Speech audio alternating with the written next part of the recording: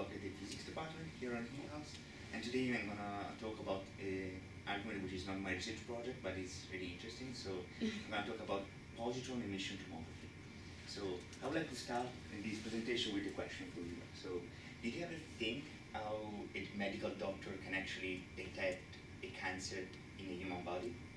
So of course there are like blood diagnoses that can be used for actually detect the presence of a cancer, but to spot the exact location of the cancer in the human body, it's not an easy job. So you can think about the standard techniques like ultrasounds or radiography or whatever, Doppler, but all those techniques are essentially based on detecting the difference in the densities of the layers in the human body, so they actually are not very good for spotting cancers.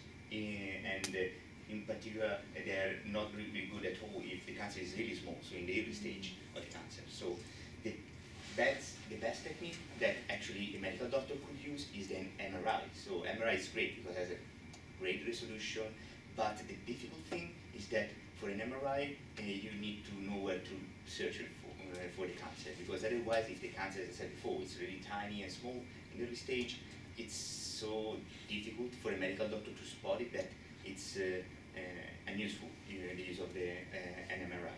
So here is the point that is the topic of the talk. So the positron emission tomography actually is one of the best techniques that the medical doctor can actually use for detecting the cancer in the early stages and also in the later stages. So this technique is particularly interesting in my opinion because it has been introduced by particle physicists in the early 70s. And in particular, I'm referring to a group that was in Seattle at the University of Washington, and they tried to apply the detector setup that were used for detecting photons in the particle physics experiment in medical imaging. So the way the positron emission tomography works can be factorized into two simple steps. One is the injection of a compound that has a radioactive isotope mixed on it, and this compound is created in a way that there is this protein that just stick to the tumoral cells, and in that way, after just a few minutes, essentially, there is an higher concentration of this radioactive compound in the region where the cancer is located.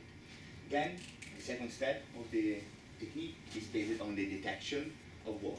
So this radioactive isotope is actually, as I said, says the word radioactive, so it emits positrons, which is the antiparticle of an electron.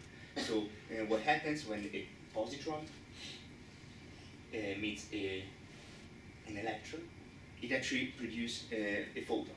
So emitting this photon, okay, it emits actually, two photons. So the photon emissions is very particular because when the positron, which is emitted by the isotope, meets one of the electrons which are present in our body, these two photons are emitted on the same line of trajectory, but on the two opposite directions. So when we have, let's just take the example where the human body is a ball, and we have this emission of photons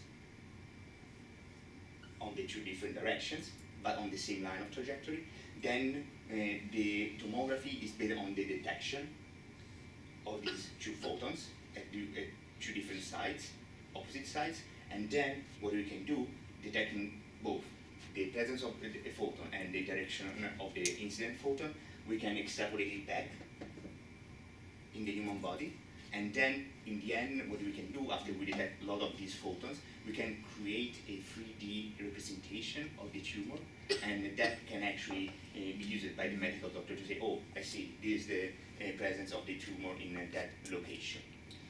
The only caveat of this, there are several actually caveats of this technique.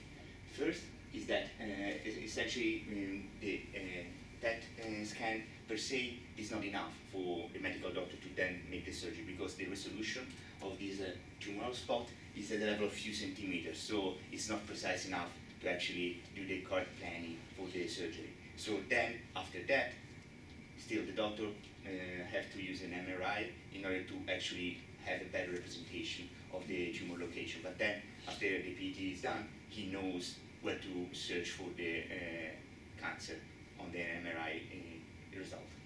Then the other caveat is that for actually implementing this technique, the hospitals has to be equipped with a tiny particle accelerator, which is like 2 meters long at most, and this is needed for producing the radioactive isotope because the decay time of this isotope is few hours. So you cannot just produce in one facility and then bring it to the hospital because it will just decay in the travel time. So it's important to produce on site this isotope. So this a constraint that obliges the hospital to buy then these accelerators, which are not really inexpensive.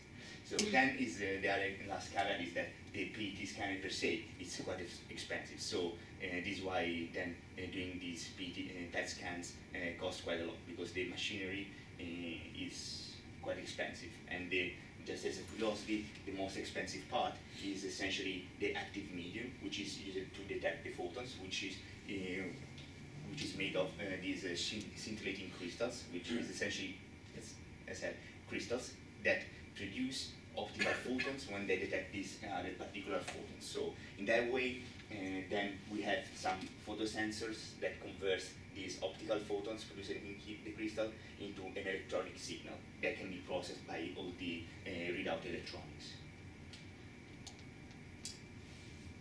I'm finished.